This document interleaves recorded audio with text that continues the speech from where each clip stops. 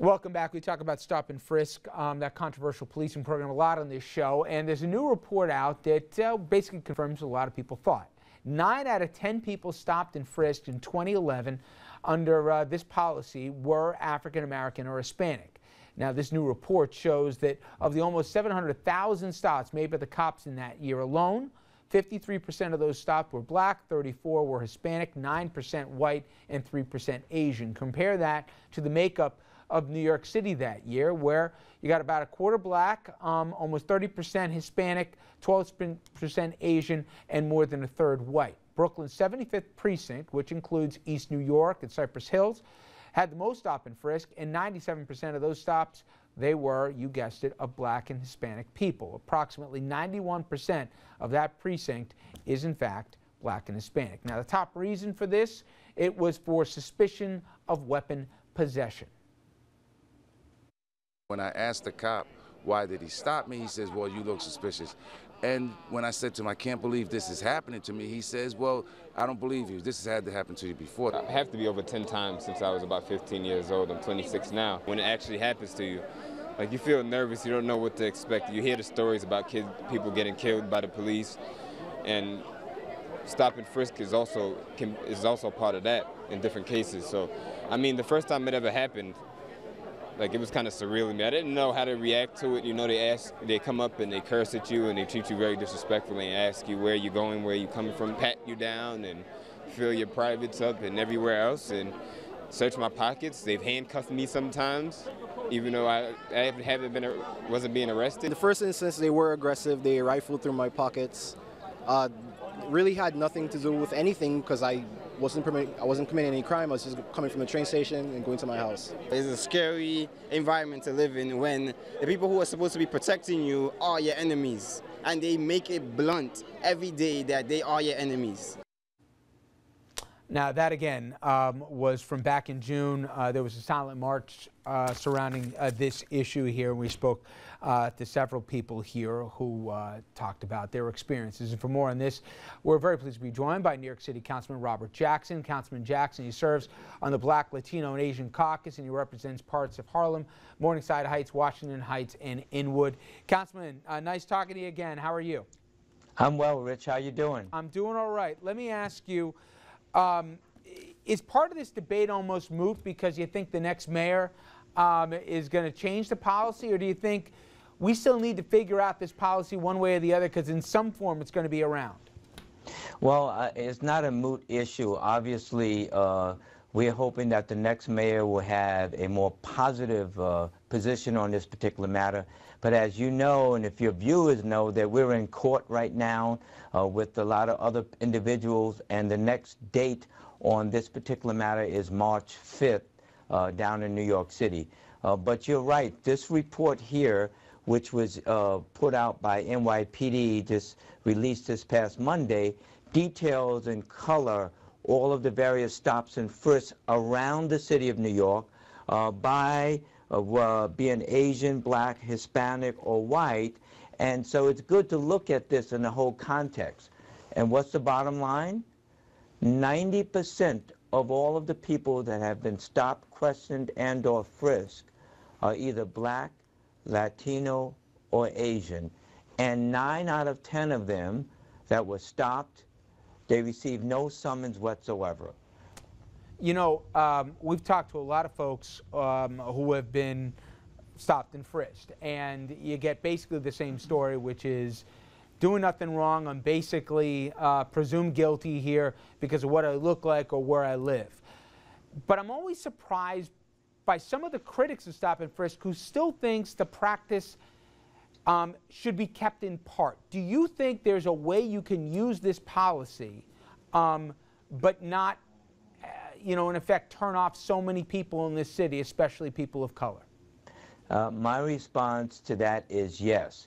And in fact, myself as an individual member of the City Council, and I co-chair the New York City Council's Black, Latino, and Asian Caucus, which comprised of 27 members of the City Council out of 51, I support the program of stop, question, and frisk as long as it's done in accordance with the policies and procedures of NYPD. And in fact, your tape of individuals' experience of being stopped, questioned, and frisked, which you showed before I came on, basically they said they were disrespected, they were thrown up against the wall, and in essence, NYPD, in my opinion, they're not following the protocol that's established on the side of their car, which says CPR, courtesy, professionalism, and respect. And in fact, you're not supposed to stop people just to be stopping them. You're only supposed to stop, question, and possibly frisk someone that is a suspect. And no one can tell me that 685,000 people were suspects for a particular crime or something that they did. And in essence, we've heard from police officers that they've been told that they must make X amount of stops or else.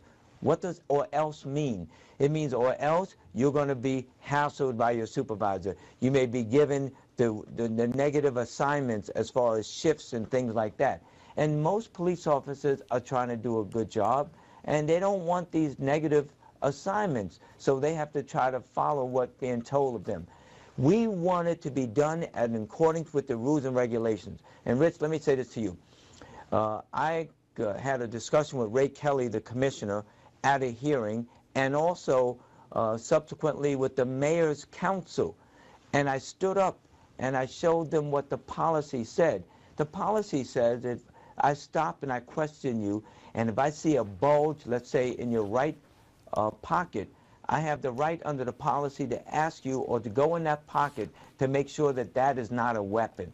What has occurred in the past is they come up and they tell you that it's stopping you, and they're not saying, well, excuse me, we want to stop you because you're a suspect. Get up against the wall. What the hell are you doing, blah, blah, blah, and they use other words other than that. And then, what do you have in your pocket? Take everything out. So when you take everything out of your pocket, people were having small, let's say, personal amounts of marijuana. They were arresting them for public display of marijuana. And in fact, Councilman, because I'm on time here, I want to let Dominic Carter, your old friend, ask a question. Dom? Councilman, a quick question here. I think you already know that I'm strongly against stop and frisk, and I point that out with Richard every night. However, you mentioned the police commissioner, and the underlying thought here is that it's black men committing crime in New York City. Thus, something has to be done about the crime, since it's blacks and Latinos committing the crime. Your reaction to that? I would agree with the majority of the crimes and the majority of the killings that are taking place are black and Latinos, and the majority of people committing those crimes are black and Latinos. But you cannot paint the brush of the entire black and Latino community, and every young person from 12 to 30 years old are committing crimes.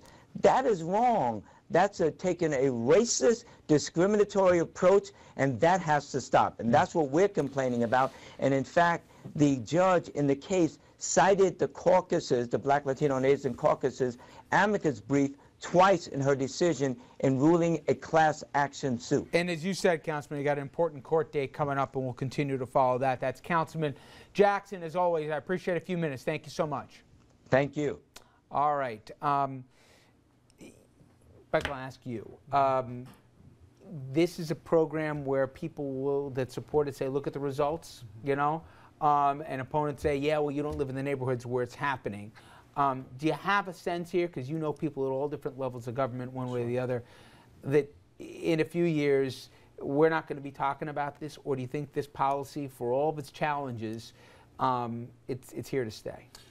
In some form, it's here to stay, and you nailed it. It's about neighborhood and it's about geography. And as the neighborhoods we're discussing become more demographically, ethnically, racially diverse, the numbers will look different. We talk about Harlem. Harlem has luxury condos and rentals and co-ops that are a rainbow coalition, not to sound too Pollyannish. And the same thing in parts of Bed-Stuy, which some they're calling it Stuyvesant Heights now, and in parts of Queens. It's amazing. It really is amazing. Whatever realtor's definition they come up with, that's what the neighborhoods look like. So in some form or another, but I also think Councilman Jackson's to be commended, because he said, the rank and file police officers, the beat cop, they are not the villains here. There is a protocol, and they're trying to do a good job. And we've spoken to a lot of folks, Andrew. They think the quotas are the thing that drives this thing. Well, I'm sure that's part of it, because that necessitates, that's what motivates a lot of the police officers to continue with the numbers that they're getting. But it's, you know, there's also the politics of this all. If you're a mayoral candidate, if you're the next mayor of New York City,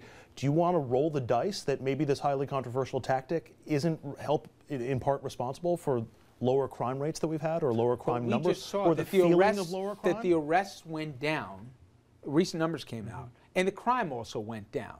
I think broken windows, for as controversial as it was, it probably did some good. I think it also had to do with an improving economy, but I certainly think it could.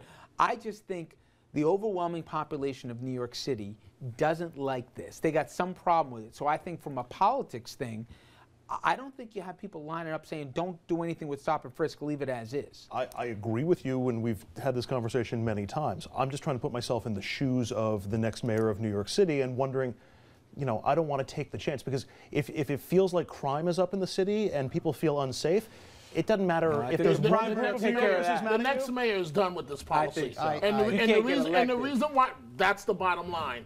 You cannot go up to Harlem and say, I want your vote, but I'm going to throw your kids up on the wall, and they have absolutely no rights. We both know, who's ever doing these debates here and stuff, there's very few distinguishing issues in New York. Stop and frisk is an easy one. There are two different elections. There's a Democratic primary, and then there's a general, and we haven't elected a Democrat mayor of New York City in a long time now. So this is going to be an issue not just in the Democratic primary, but in the run-up to November. Bill they're all on the record as being adamantly against stop and frisk. They have marched in protest against stop and frisk. And Richard, I do want to close on this note, because I defy someone to show this to me. I have never in my life, I'm 48 years old, I have never in my life seen in New York City a white teenager up on the wall being stopped and frisked by a New York City police officer. Every black child I know, every black male, it's happened. I don't care if you're headed to Harvard or if you're in the public school system. Every black child I know has been thrown up on the wall, and you're talked to like you're not even human. See, the treatment you guys get, we don't get. We don't see that side of the NYPD. I hate to jump in front of this moving train, but it does happen. It does happen in Gerritsen Beach. It does happen in Marine Park. It does happen in Sheepshead Bay. You've seen it? I've never seen it. Yes. Let's just leave it at yes. I see white teenagers engaging in parties like black kids, and NYPD doing nothing about it.